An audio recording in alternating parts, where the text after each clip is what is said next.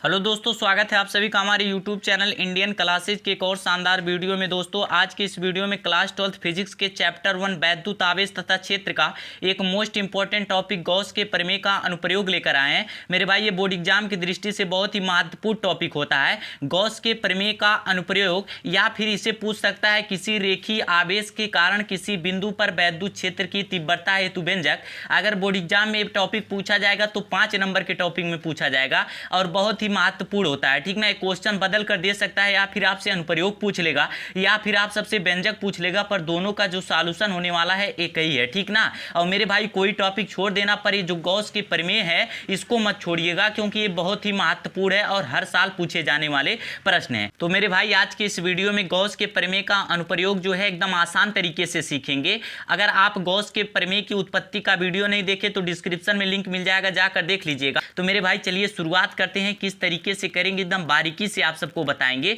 तो आप सबको किसी रेखीय आवेश के कारण, मान लीजिए कोई रेखीय आवेश है, उसके कारण बिंदु पर, किसी बिंदु पर वैद्युत क्षेत्र की तीव्रता होगा, उसी को हम निकालेंगे। ठीक ना, तो यहाँ पे चलिए पहले फिगर के माध्यम से समझते हैं कि इसका क्या फिगर होता है, उसके बाद से हम डेरिवेशन को सॉल्व करेंगे। ठीक ना, क्योंकि मेरे भाई फिजिक्स को रटने से बेहतर है कि उसे समझें, और आप फिगर के माध्यम से समझेंगे तभी डेरिवेशन सॉल्व कर पाएंगे। अगर आप रटने का प्रयास करेंगे तो आप भूल जाएंगे। तो मेरे भाई यहाँ पे क्या करेंगे, यहाँ पे एक चालक तार ले लेते हैं। ठीक ना, यहाँ पे इस तरीके से ध्यान दीजिएगा, क्योंकि सब कुछ फिगर का ही कमाल है। अगर आप फिगर को समझ जाएंगे तो आपको समझने में दिक्कत नहीं होगा। तो यहाँ पे क्या होगा, एक चालक तार ले लिए और इस चालक तार पर प्लस क्यू आवेश वितरित है। ठीक ना, इस चालक तार पर प्लस क्यू आवेश वितरित है। यहाँ पे लिख लीजिएगा प्लस क्यू आवेश, इस तरीके थोड़ा दूरी से लिखेंगे, क्योंकि मेरे भाई यहाँ पे प्लस क्यू जो आवेश वितरित है, इसके पहले क्या होता था, एक बिंदु लेते थे और उस बिंदु पर क्या होता था, एक बिंदु पर प्लस क्यू आवेश लेते थे, एक बिंदु पर माइनस क्यू आवेश लेते थे। लेकिन अब की बार इस जो चालक आवेश है, जो चालक तार है, इस चालक तार पर मेरे भाई पूरा का पूरा आवेश बैठा है। और कैसा आवेश बैठा है, प्लस क्यू आवेश बैठा है। और इस चालक तार की दूरी की बात करें तो मेरे भाई इस चालक तार की जो दूरी है एल है। ठीक ना, तो आप सबको करना क्या है, एक चालक तार ले लेना है जिस चालक तार की दूरी क्या है, एल है, और इस चालक तार पर पूरा क्यू आवेश वितरित है। वितरित का मतलब क्या होगा कि पूरा प्लस क्यू आवेश एकदम फैले हुए हैं। ठीक ना, और इस चालक तार से कोई आर दूरी पर, ठीक ना, यहाँ पे आर दूरी पर कोई बिंदु स्थित है, और इस बिंदु का नाम दे देते हैं क्या, कि इस बिंदु का नाम है पी। ठीक ना, अब इस चालक तार से दूरी कितनी है, तो चालक तार से आप कहेंगे आर दूरी पर एक बिंदु स्थित है, जिस बिंदु का नाम पी है। ठीक ना, अब इस पी बिंदु से हम एक गाउसीय पृष्ठ बनाएंगे। अब गाउसीय पृष्ठ क्या होता है, तो आप सबको इसके पहले वीडियो में बताए हैं, लेकिन एक बार फिर से बता दें कि जो गाउसीय पृष्ठ होता है, मान लीजिए कोई वैद्युत क्षेत्र है और उस वैद्युत क्षेत्र में कोई बंद पृष्ठ बनाइए, उसी बंद पृष्ठ को हम गाउसीय पृष्ठ कहते हैं। ठीक ना, आप उसे बंद पृष्ठ भी कह सकते हैं, गाउसीय पृष्ठ भी कह सकते हैं। तो यहाँ से हम क्या करेंगे, यहाँ पे गाउसीय पृष्ठ बनाएंगे, यहाँ पे इस तरीके से। और गाउसीय पृष्ठ किस तरीके से बनाएंगे, तो मेरे भाई बेलनाकार बनाएंगे। आप बेलनाकार बनाएंगे, लेकिन वो कैसा रहेगा, तो बंद पृष्ठ रहेगा। आप उसे नहीं कह सकते कि ये खुला पृष्ठ है। ठीक ना, और यहाँ पे किस तरीके से बनाएंगे, बेलनाकार बनाएंगे इस तरीके से, और यहाँ ऊपर इस तरीके से मिला देंगे, और नीचे भी उस तरीके से कर दीजिए, क्योंकि बेलनाकार इसी तरीके से फिगर बनता है ना। तो यहाँ पे क्या हो गया, बस मेरे भाई इतना ही ध्यान दीजिएगा कि मान लीजिए कोई चालक तार है जिसकी लंबाई एल है, और इस पे प्लस क्यू आवेश बैठे हैं, और इससे आर दूरी पर कोई बिंदु पी है, और पी बिंदु से हम एक गाउसीय पृष्ठ बना लेते हैं। तो ये जो पी बिंदु है, पी बिंदु पर जो मेरे भाई क्षेत्रफल होगा, यहाँ पे जो इस तरीके से बनेगा, तो पी बिंदु पर जो क्षेत्रफल है, क्षेत्रफल हम कह लेते हैं कि डी ए है। ठीक ना, क्योंकि जो पूरे पृष्ठ, पूरे बेलन की बात करें, इसका क्षेत्रफल ए है, और इस छोटे वाले पृष्ठ का क्षेत्रफल क्या हो जाएगा, डी ए हो जाएगा। और इस पे जो वैद्युत क्षेत्र की तीव्रता होगा वेक्टर ई। ठीक ना, वेक्टर ई जो होगा, और डीए भी इधर ही दिशा में होगा। तो यहाँ पे क्या कहेंगे कि जो वेक्टर डीए है, वेक्टर ई, ये जो दोनों की दिशा है समान है, अर्थात यहाँ पे जो थीटा है, अर्थात जो कोण बनेगा वो 0 डिग्री बनेगा। इसको आप ध्यान दीजिएगा, क्योंकि आगे इसका काम पड़ने वाला है कि जो डीए और वेक्टर ई है, डीए क्या है, एक छोटे पृष्ठ का क्षेत्रफल है, और ई क्या है, वैद्युत क्षेत्र की तीव्रता है। तो दोनों जो है की दिशा समान होगी,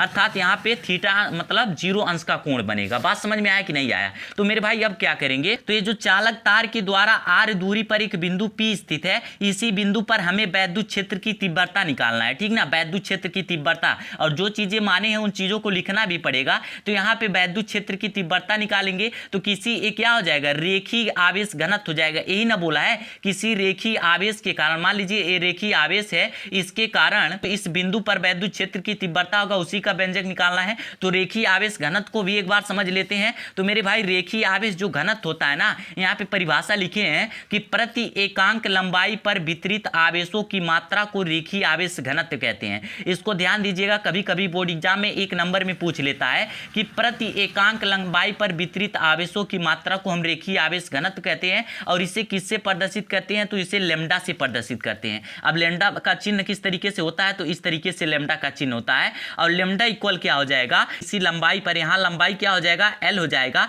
और इस लंबाई पर जो वितरित आवेश होगा क्या हो जाएगा, उसी को रेखीय आवेश घनत्व कहते हैं। तो क्या हो गया, रेखीय आवेश घनत्व का फार्मूला हो गया लैम्डा इक्वल क्यू अपान में एल। अगर यहाँ पे क्यू का मान निकालना हो तो क्यू का मान किस तरीके से निकालेंगे, क्यू यहाँ पे हो जाएगा और एल चल जाएगा लैम्डा के पास, तो लैम्डा एल हो जाएगा। ये आवेश का यहाँ पे मान निकल के आ गया, क्योंकि आगे जरूरत पड़ने वाला है, इसे आप समीकरण 1 मान लीजिए, ठीक ना। यहाँ पे क्यू को हम यहाँ पे रखे और एल चला जाएगा इसके पास, तो लैम्डा इंटू में एल हो जाएगा। अब इसके आगे क्या करेंगे, यहाँ पे जो चीजें हम माने हैं उन चीजों को लिख लेते हैं। जैसे देखिए, माना तार से आर दूरी पर एक चालक तार लिए, जिससे आर दूरी पर एक बिंदु P स्थित है और जिस पर वैद्युत क्षेत्र की तीव्रता ज्ञात करना है। माना चालक तार से आर दूरी पर एक बिंदु P है और जिस बिंदु पर हमें वैद्युत क्षेत्र की तीव्रता ज्ञात करना है। बात समझ में आया कि नहीं। अब क्या करेंगे, तो मेरे भाई आप देखेंगे कि जो पृष्ठ है, ये जो आपको पृष्ठ दिख रहा है, पूरा पृष्ठ, ठीक ना, बड़े पृष्ठ का जो क्षेत्रफल दिख रहा है, वहां से कितने वैद्युत बल रेखाएं गुजरेंगे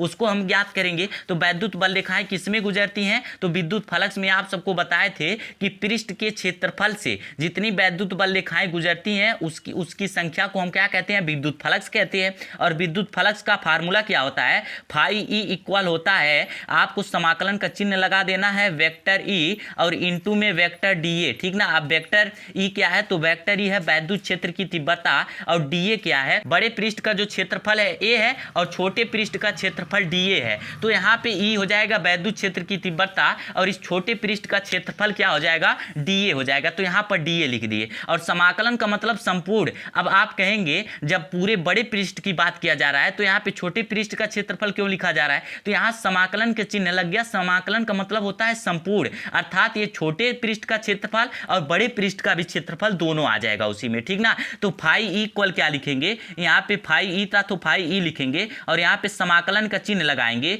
E into D A cos theta लिख देंगे। अब आपसे यहाँ एक सवाल होगा कि कैसे कॉस थीटा आ गया, तो मेरे भाई आप सबको आप 2 वीडियो पहले से ही बताते आ रहे हैं, विद्युत फलक में भी बताए थे। अगर कोई अक्षर इस तरीके से vector A into vector B के रूप में है तो ये क्या हो जाता है, ए बी कॉस थीटा हो जाता है। बात समझ में आया कि नहीं आया। ये जो आपको 2 अक्षर वेक्टर के रूप में दिख रहा है, इनको आपस में गुणा कर दीजिए, आगे कॉस थीटा लगा दीजिए, हो जाएगा। तो यहाँ पर भी उसी रूप में था, तो 2 था तो दोनों को लिख दिए, एक ई था एक डी ए था, लिख दिए और आगे कॉस थीटा हम बढ़ा दिए। बात समझ में आया कि नहीं आया। अब यहाँ पे फाई ई था तो मेरे भाई फाई ई लिखेंगे। उसके बाद से क्या करेंगे, यहाँ पे इक्वल का चिन्ह लगाएंगे और यहाँ पे ई था तो ई लिखेंगे, इंटू डी ए था तो डी ए लिखेंगे। अब कॉस थीटा, यहाँ पे थीटा क्या है, तो आप सबको बताएं कि जो वैद्युत क्षेत्र होगा और जो छोटे पृष्ठ का क्षेत्रफल होगा इसकी दिशा समान होगी, तो थीटा मतलब थीटा 0 अंश का कोण बनाएगा। तो यहाँ पे जब कॉस थीटा का मान 0 रखेंगे तो कॉस 0 अंश का मान कितना होता है, 1 होता है।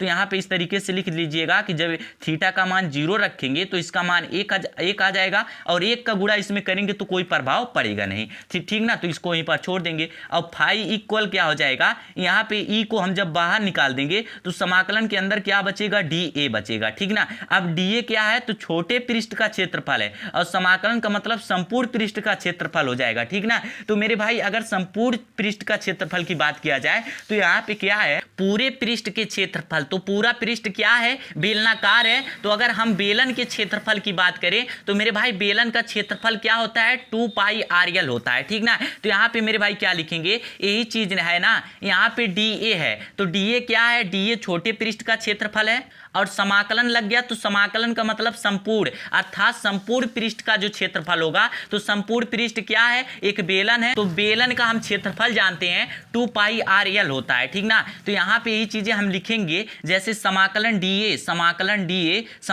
ए के जगह पे हम क्या लिख देंगे, 2 पाई आर एल लिख देंगे। और आप सबको बताया समाकलन डी ए क्या है, छोटे पृष्ठ का क्षेत्रफल है, लेकिन समाकलन लग गया तो संपूर्ण पृष्ठ का क्षेत्रफल। और संपूर्ण पृष्ठ क्या है, एक बेलनाकार है, और बेलनाकार का क्षेत्रफल होता है 2 पाई आर एल। यहाँ पे लिखेंगे फाई ई था तो फाई ई लिखेंगे, और ई था तो ई लिखेंगे। अब समाकलन की जगह पे हम क्या लिख सकते हैं, 2 पाई आर एल लिख सकते हैं कि नहीं लिख सकते हैं। अब यहाँ पे मेरे भाई क्या करेंगे, फाई ई था तो फाई ई लिखेंगे, ठीक ना। और फाई का अगर हम फार्मूला रखना चाहें तो फाई का फार्मूला क्या होता है, विद्युत फ्लक्स में आप सबको बताए थे, फाई ई क्या होता है, विद्युत फ्लक्स होता है। और विद्युत फ्लक्स का फार्मूला क्या होता है, पे क्यू अपान में ए लिखिएगा कि जो आवेश होता है विद्युत क्षेत्र की तीव्रता के अनुपात में होता है, ठीक ना। यहाँ पे जो फाई विद्युत फ्लक्स होता है क्यू अपान में ई के रूप में होता है, आप सबको विद्युत फ्लक्स में बताए थे। तो फाई ई के जगह पे आप क्या लिख सकते हैं, क्यू अपान में ई लिख सकते हैं कि नहीं लिख सकते हैं। और इक्वल में यहाँ पे क्या हो जाएगा, ई था तो ई लिखेंगे। यहाँ पे फाई ई था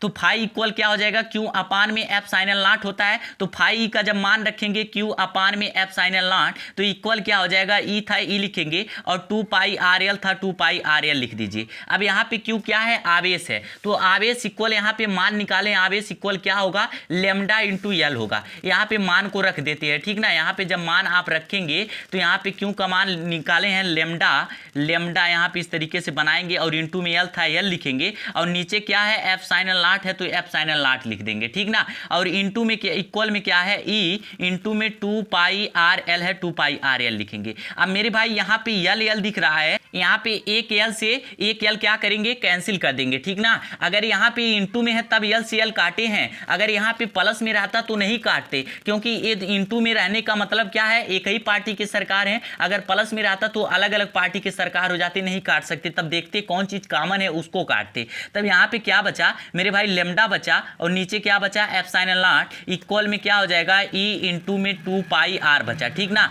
अगर यहाँ से मेरे भाई ई निकाला जाए, इसको ई को निकाला जाए तो क्या हो जाएगा, ई इक्वल क्या हो जाएगा, अब यहाँ पे 2 पाई आर नीचे आ जाएगा, तो लिखेंगे 1 अपान में 2 पाई आर, और इंटू में क्या हो जाएगा, और इंटू में हो जाएगा लेमडा, और अपान में क्या हो जाएगा, एफ साइन नॉट हो जाएगा, ठीक ना। लेमडा इंटू में एफ साइन नॉट, यहाँ पे 2 पाई आर है, अगर मेरे भाई इसको 4 पाई आर बना दिया जाए, 1 अपान में 4 पाई आर, तो यहाँ नीचे ऊपर क्या हो जाएगा, 2 लेमडा एफ साइन नॉट। यहाँ पर भी आप इसे छोड़ सकते हैं, ये कोई दिक्कत नहीं है, लेकिन अगर आप इसे सही क्रम से लिखना चाहेंगे 1 अपान 4 पाई एफ साइन नॉट को यहाँ पे ला सकते हैं, ठीक ना। 4 पाई एफ साइन नॉट, क्योंकि थोड़ा फार्मूला के रूप में बन जाएगा, क्योंकि हम विद्युत क्षेत्र का फार्मूला जानते हैं, 1 अपान 4 पाई एफ साइन नॉट के रूप में होता है। तो 4 पाई एफ साइन नॉट यहाँ पे हो जाएगा, उसके बाद से इंटू में क्या हो जाएगा, 2 लेमडा, और आर था तो आर यहाँ पे चला आएगा। बात समझ में आया कि नहीं आया। यहाँ पे क्या किए, 1 upon 2 pi R into lambda into F sine nought था, फार्मूला तो सिद्ध हो गया, लेकिन यहाँ पे 2 पाई आर को हम 4 पाई आर लिखेंगे, तो ऊपर क्या लिखेंगे, ऊपर 2 लिखेंगे, क्योंकि 2 से 2 कट जाएगा, आखिर में 2 आ जाएगा, आएगा कि नहीं आएगा। अगर हम इसे फार्मूला के रूप में बनाएंगे तो 1 अपान 4 पाई एफ साइन नॉट हो जाएगा, और इंटू में 2 पाई यहाँ एफ साइन नॉट यहाँ लाए, आर को यहाँ ला देते हैं, इंटू में है तो यहाँ पे क्या हो जाएगा, तो मेरे भाई यही हमें सिद्ध करना था, यही चीज आ गया। ई इक्वल क्या हो जाएगा, 1 अपान 4 पाई एफ साइन नॉट इंटू 2 पाई अपान में आर हो जाएगा। इसी बिंदु जो पी माने थे आप, बिंदु पी, इसी पे हमें विद्युत क्षेत्र की तीव्रता ज्ञात करना था, और विद्युत क्षेत्र की तीव्रता क्या हुआ, सॉल्व हो गया, 1 अपान 4 पाई एफ साइन नॉट इंटू में 2 पाई आर। तो यही हमें सॉल्व करना था। तो दोस्तों ये बहुत ही महत्वपूर्ण है, इसको एक बार देखिएगा, 2 बार देखिएगा, और इसको क्या कीजिएगा, पहले विद्युत फ्लक्स को, गॉस के प्रमेय की उत्पत्ति कैसी हुई, ये तीनों वीडियो देख लीजिएगा, बहुत महत्वपूर्ण है। और कहीं ना कहीं एक वीडियो आपको बोर्ड एग्जाम में काम आ जाएगा, क्योंकि बोर्ड एग्जाम की दृष्टि से महत्वपूर्ण है। आप पिछले साल का क्वेश्चन पेपर देखेंगे, उसमें भी ये प्रश्न पूछा गया है, ठीक ना। क्वेश्चन पेपर 7 सेट में बनते हैं, किसी न किसी सेट में ऐसा होता है नहीं आएगा, नहीं पूरे सेट में एक प्रश्न पूछा जाता है। तो इसको मेरे भाई अच्छे से तैयार कर लीजिएगा। अगर एक बार में नहीं समझ में आएगा, एक बार फिर से वीडियो देखिएगा, पर समझ लीजिएगा, ठीक ना। और मेरे भाई फिजिक्स केमिस्ट्री का प्लेलिस्ट बना दिया गया है, हमारे चैनल को विजिट करके प्लेलिस्ट वाले ऑप्शन पे जाकर वहां से आप वीडियो देख सकते हैं। एक क्रम से वीडियो मिल जाएगा, ढूंढने की जरूरत नहीं पड़ेगा, और जितने भी वीडियो मिलेंगे तैयार कर लीजिएगा, बोर्ड एग्जाम की दृष्टि से महत्वपूर्ण है, ठीक ना। तो दोस्तों उम्मीद करता हूं ये वीडियो आपको पसंद आया। अगर वीडियो पसंद आया तो लाइक कर दीजिएगा, मेरे चैनल पे नए आए हो तो मेरे चैनल को सब्सक्राइब कर दीजिएगा। मिलते हैं अगले शानदार वीडियो में, तब तक के लिए जय हिंद, जय भारत।